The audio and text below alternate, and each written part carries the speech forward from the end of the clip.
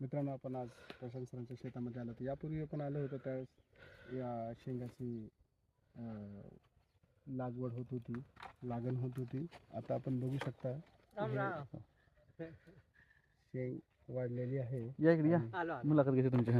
हे बघत आहोत आपण कशा पद्धतीचे हे शेंगा आलेले आहेत. त्या मेहनतीचं जे आपण फळ म्हणतो ते आपण हे बघू शकता साक्षात.